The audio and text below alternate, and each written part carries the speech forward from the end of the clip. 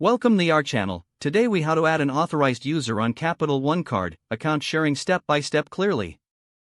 To add an authorized user on your Capital One card, begin by logging into your Capital One account online.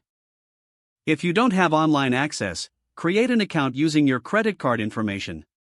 Once logged in, locate the Account Services or Account Settings option from the menu. Select Add an authorized user from the list of available services. You will be prompted to enter the authorized user's information. Fill in their full name, date of birth, and social security number. Provide the authorized user's email address and phone number if required. Review the information for accuracy before proceeding. Confirm that you want to add the authorized user to your account. Submit the request.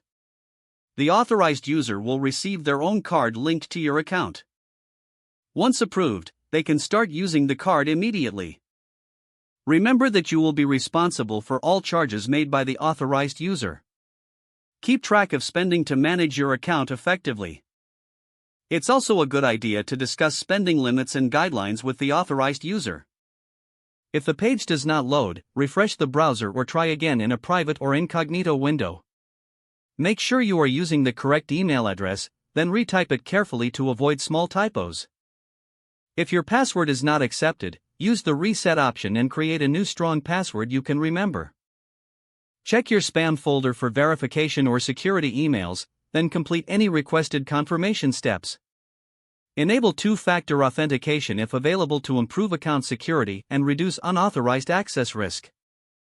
After signing in, review your profile details so your contact information and settings are accurate and current.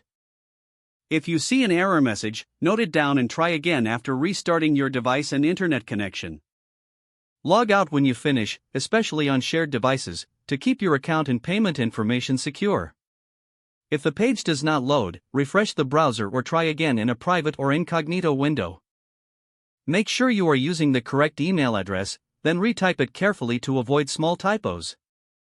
If your password is not accepted, use the reset option and create a new strong password you can remember. Check your spam folder for verification or security emails, then complete any requested confirmation steps. Enable two-factor authentication if available to improve account security and reduce unauthorized access risk. Don't forget to like this video and subscribe to our channel for more step-by-step tech guides.